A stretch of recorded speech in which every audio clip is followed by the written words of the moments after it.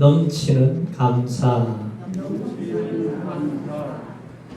그 하버타임의 저자 밥 버퍼드는 1990년 은퇴할 때까지 미국의 최고의 유선 텔레비전 방송사를 아주 성공적으로 경영한 사업가였습니다.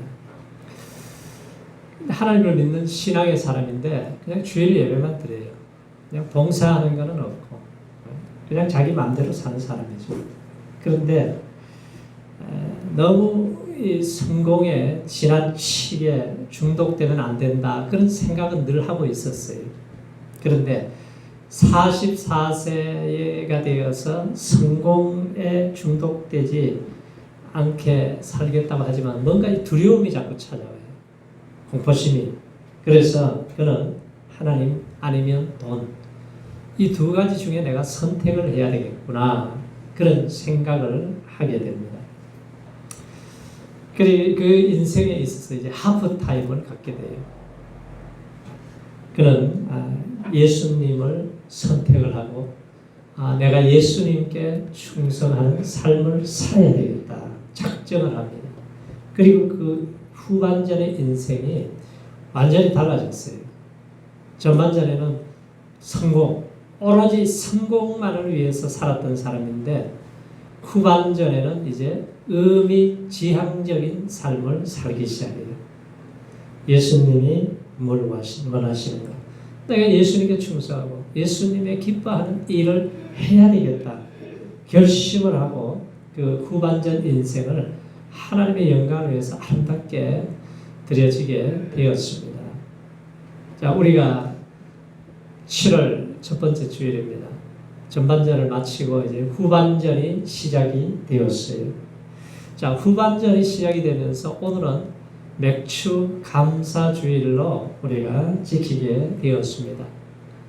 그래서 왜 맥주 감사절을 하나님이 지키라고 하셨느냐? 우리가 그 깊은 의미를 알아야 돼요. 어떤 교회 처음 나온 사람이 추수감사절날 예배를 드리는데 전주간에 이제 강고를 들었어요. 아니 하나님께서 무슨 맥주 감사주의를 지키라고 그러느냐? 맥주가 이 술 마시는 사람은 맥주로 드리는 거야. 맥주 감사주의. 그래서 희한한 교회도 있네. 그러면서 물어봤어요.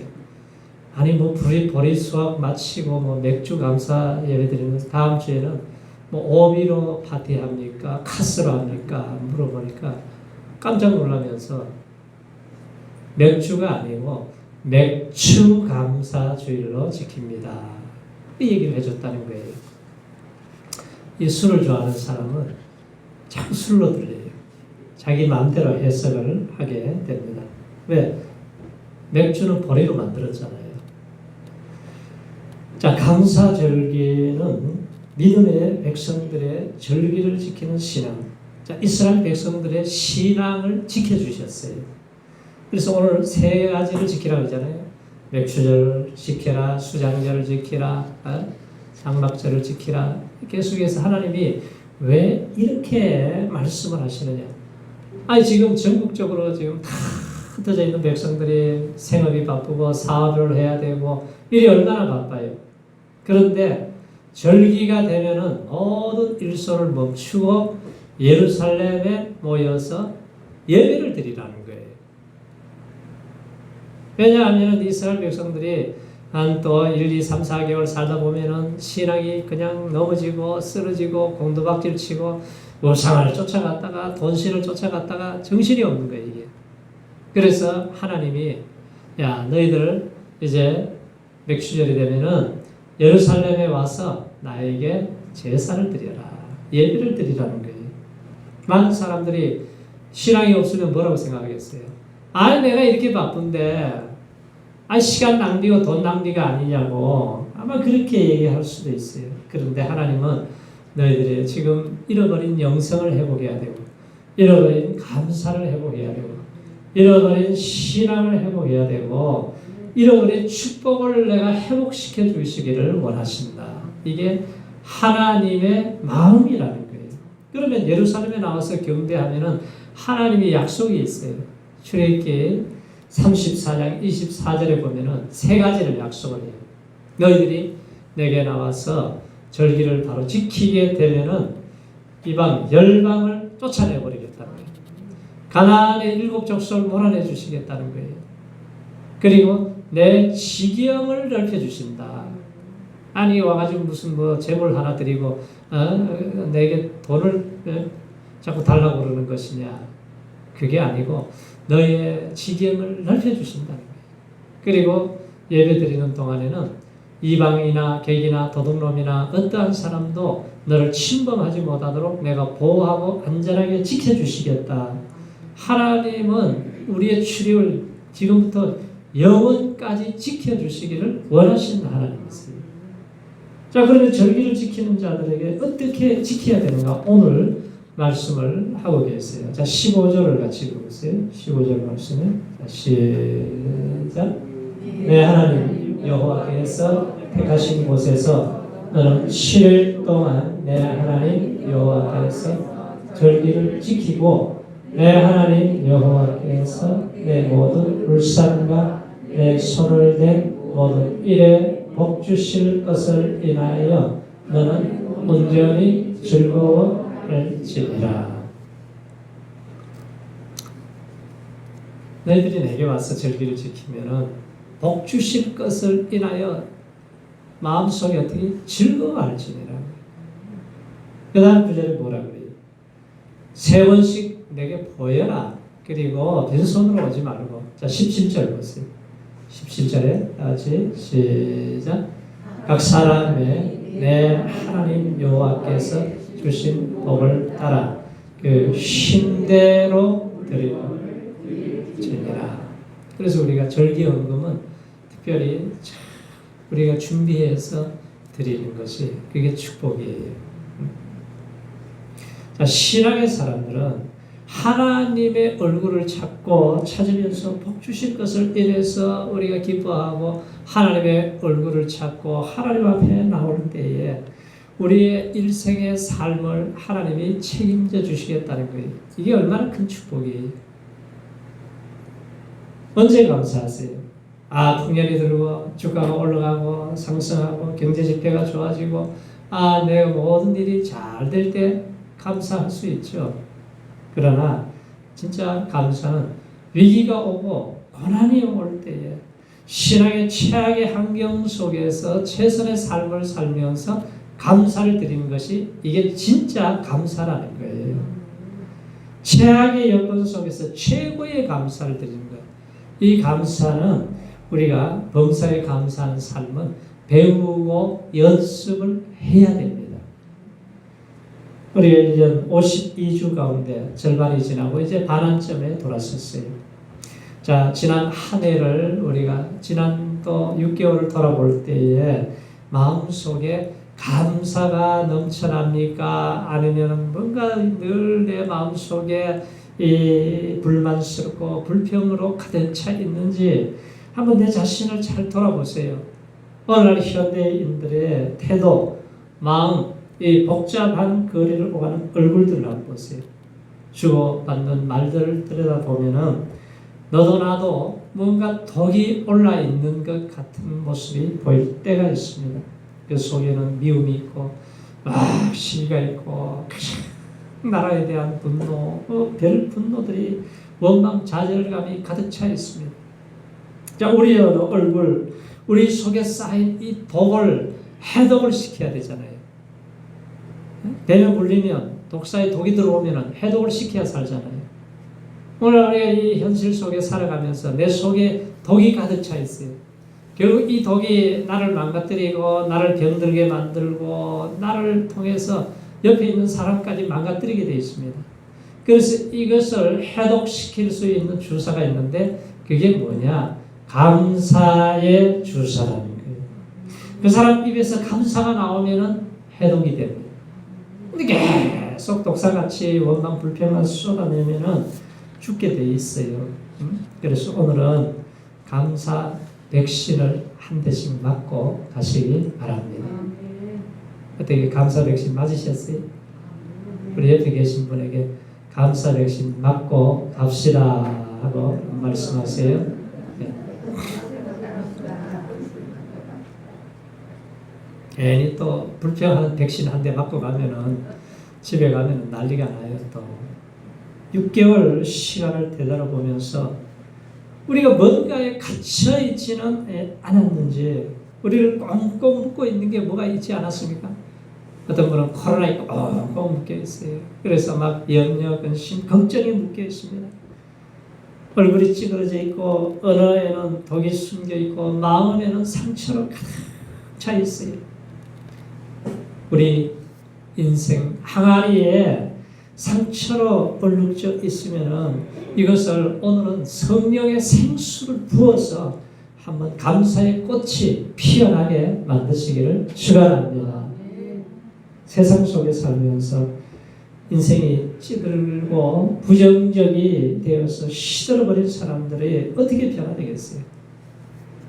감사를 회복하고 감사를 선포하고 나갈 때에 그때에 문제가 해결되는 거예요. 우리 인생의 모든 문제를 푸는 마스터 키가 뭐냐면은 감사예요. 불행한 일이 찾아올 때 감사하면 불행이 떠나가 버려요. 좋은 일이 있을 때 감사하면 감사가 계속 좋은 일이 지속이 되고 더 형통한 일이 일어나게 된다는 거죠. 그래서 우리 인생의 문제를 푸는 열쇠는 감사다.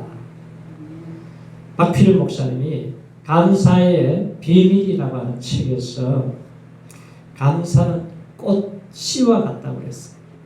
꽃씨를 감사할 때마다 쫙 뿌려내면 꽃이 만발하게 되고 향기를 진동시키잖아요. 이와 같다는 거예요. 그런데 불평의 쓰레기와 같다는 거죠. 불평을 계속 쏟아내면 어떻게 됩니까? 더러운 음식이 있으면 파리와 온갖 더러운 부득이 냄새나는 것들이 찾아오듯이 우리가 불평, 원망만 계속 쓰레기 더미를 내 속에다 만들어 놓으면 온갖 사탄 마귀가 달라붙어가지고 우리의 인생을 망가뜨리는 거예요. 자꾸 영적인 상처를 만들게 되어 있습니다. 그래서 유태인의 탈무드에 보면은 친구를 사귀는 법을 얘기했어요. 어떤 친구를 사귀어야 되느냐? 불평하는 사람을 친구로 만들지 말라. 만사에 부정적인 시각을 가지고 있는 사람을 가까이 가지 말라 그래요. 왜? 전염이 되어버리니까. 그래서 감사할 줄 아는 사람, 긍정적인 말을 하는 사람을 친구로 삼아라. 오늘 우리 인생 마스터 키, 감사의 키를 꼭 하나 달고 다니시기 바랍니다. 이걸 달고 다녀야 돼요. 감사의 열쇠로 축복의 문을 열고 많은 사람들을 살리고 부욕해하는 승리하는 종들이 되라는 것입니다. 사람들이 살아가면서 인생을 자꾸 속아요. 도적질 당해요. 그 이유를 모르고 살아갑니다. 왜 내가 인생에 도적질 당하는지. 사탄이 지구상에 내려와서 유럽의 노르웨이에 창고를 하나 지었어요. 사탄이 창고를 지었습니다. 거기에는 시기, 미움, 질투, 분노, 폭력, 온갖 것들을 다 저장해 놨어요. 그래서 사람들에게 계속 공급을 하는 거예요. 근데 거기에 걸려든 사람들은 가정이 파탄나고 사람 관계가 깨져버리고 문제가 생기는데, 그런데 어떤 한 동네는 아무리 씨를 뿌려도 사탄이 씨를 심어도 자라지를 않아요. 왜? 아무리 힘들고 어려운 문제가 와도 감사하고 찬양해버리니까 사탄이 뿌려놓은 씨가 다 죽어버리더라는 거예요. 그래서 우리 원망과 불평은 마귀를 자꾸 초대하는 초대장과 같습니다. 원망을 계속 해보세요. 가족들하고 계속 불화가 일어나요. 싸움이 일어나요. 직장에 가면은 완전히 문제아가 되어버립니다. 그래서 우리는 감사할 때에 마귀는 도망치게 될 것이고 놀라운 기적을 보게 되는 것입니다. 그래서 우리는 작은 것에 감사하는 것을 배워야 돼요. 감사함으로 우리가 영적으로 깨어 있어야 된다. 기도를 계속하고 기도함으로 감사함으로 깨어 있어라. 감사가 잠들면 안 돼요. 혹시 감사가 잠들지 않았습니까? 이제 몇 개월 동안 감사가 잠들었으면 오늘 잘 깨어나시기 바랍니다. 감사가 깨어나야 돼요. 초대교회 교부 크리소스톰은 죄 중에 가장 큰 죄가 감사하지 않는 죄라는 거예요. 오늘날 우리나라가 얼마나 좋은 환경 여건 속에서 살아갑니다. 그런데 얼마나 원망 불평이 쏟아져 나오는지 몰라요. 마르틴 루터도 마귀는 항상 원망하고 불평한다. 그러나 마귀의 세계에서는 절대로 감사가 없다는 거예요. 감사가. 그래서 우리 삶의 변화는 범사에 감사하는 습관으로부터 시작이 된다는 거죠. 감사의 기적은 매일매일 순간마다 일어나게 해야 돼요. 내가 알 수는 없으나 나를 위해서 기도하는 성령님의 역사를 통해서 날마다 은혜를 우리가 체험해야 되죠. 그래서 감사는 꼭 겨자씨와 같습니다. 겨자씨가 얼마나 조그마해요. 그런데 그게 땅에 심어지게 되면은 꽃이 나무가 크게 자라서 그늘이 생기고 새들이 깃들이게 되는 이것이 바로 천국 비유잖아요. 작은 것에 충만한 것이 담겨 있어요. 버릇 5개, 물고기 2마리 얼마나 돼요? 그런데 예수님 손에 들려지니까 축사하신 다음에 5,000명이 먹고 12바구니가 남는 놀라운 풍부한 역사가 일어나지 않습니까? 그래서 영국의 신 윌리엄 블레이크는 하늘의 미리 하늘이 모래 속에서 세계를 보며 한 송이 들꽃에서 천국을 본다. 그 손바닥 위에 무한을 치고 한순간 속에 영원을 보라 그랬습니다. 작은 것을 보기 위해서는 엎드려야 돼요. 작은 것은 낮은 곳에 있기 때문에 하늘의 모래를 보고 한 송이의 들꽃을 보기 위해서는 엎드려야 된다는 거예요. 작은 이슬 속에 우주를 보고 하나님의 눈물을 보기 위해서는 엎드려야 된다. 작은 겨자씨에서 천국을 보듯이 우리가 작은 것에 감사하는 삶의 습관을 만들어 가시기를 축원합니다. 자, 감사의 능력을 체험하기 위해서는 작은 것에 감사해야 된다.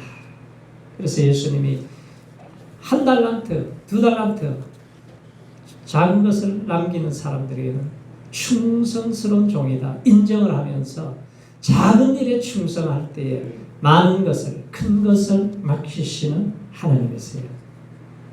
탈무드에 가장 행복한 사람이 누구냐? 감사할 줄 아는 사람이라는 거예요. 감사할 줄 아는 사람. 행복은 감사의 문으로 들어와서 불평의 문으로 나가버립니다. 그래서 믿음의 백성들이 살아가면서 우리가 영적 전쟁을 해야 돼요. 우리가 영적 전쟁은 주님 앞에 서는 날까지 계속 믿음이 성장하려면 영적 싸움이 있어야 됩니다.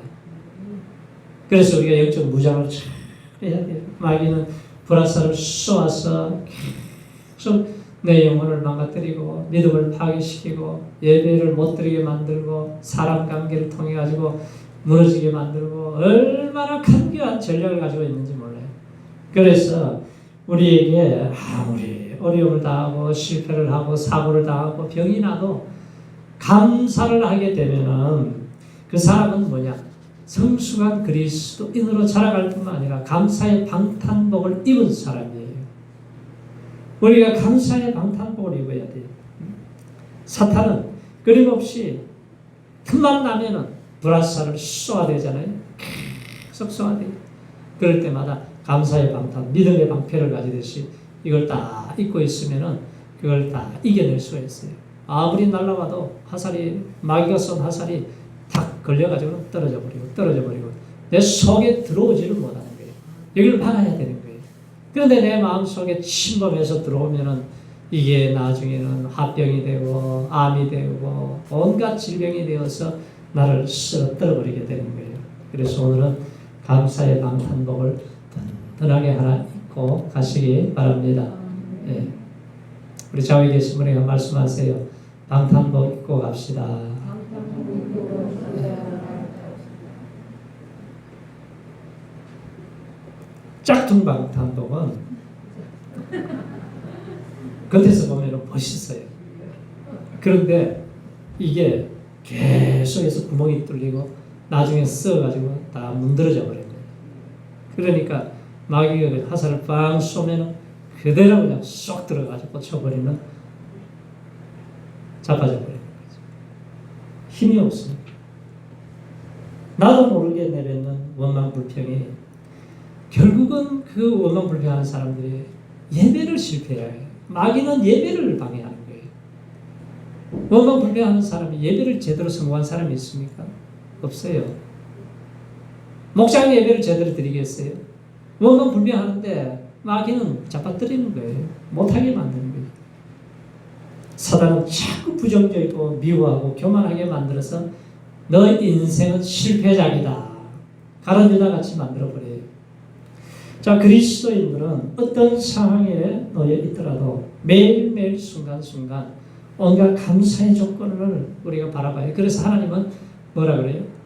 범사에 감사해야 된다. 항상 기뻐해야 되고 쉬지 말고 기도하라. 이게 삼각형의 모습이잖아요. 그렇게 사는 것이 하나님의 뜻대로 사는 것이다.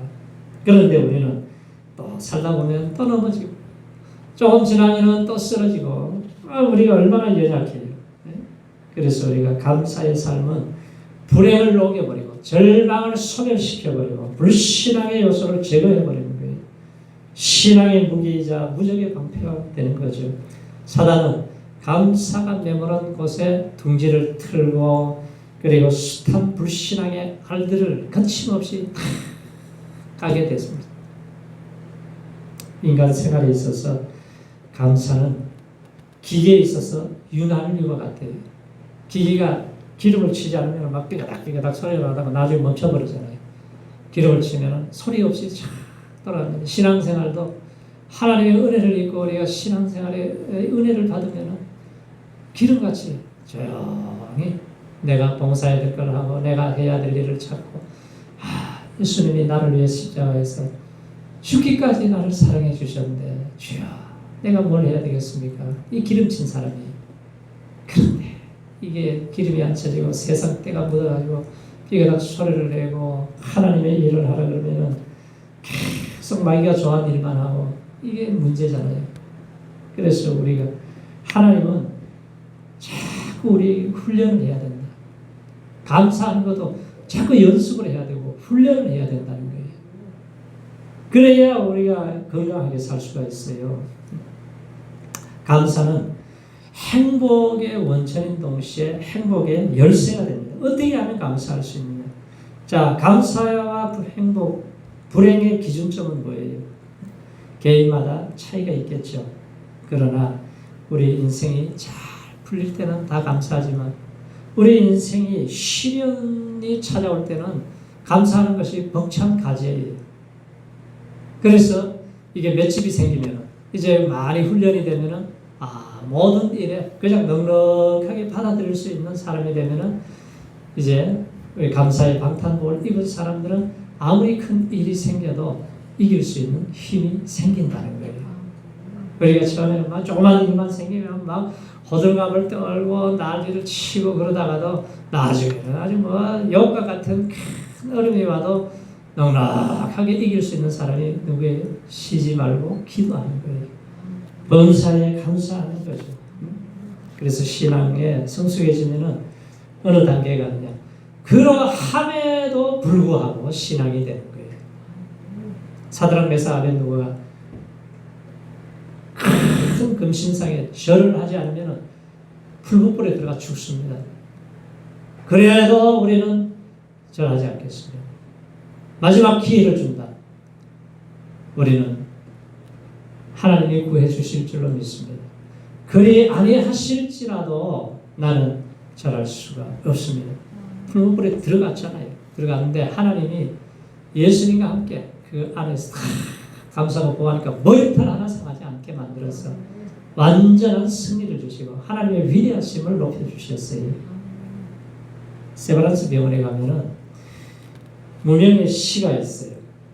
거기 보면은 하나님 때때로 병들게 하셔서 감사합니다. 왜?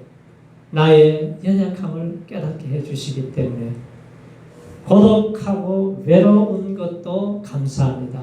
이 고독과 외로움 때문에 내가 하나님께로 더 가까이 갈 수가 있었습니다. 일이 계획대로 안 되도록 틀어주신 것도 감사합니다. 내 교만이 깨지기 때문입니다. 돈이 떨어지고 사고 싶은 것을 마음대로 못 사게 하는 것도 감사합니다. 눈물 젖은 빵을 먹는 심정을 이해하기 때문입니다.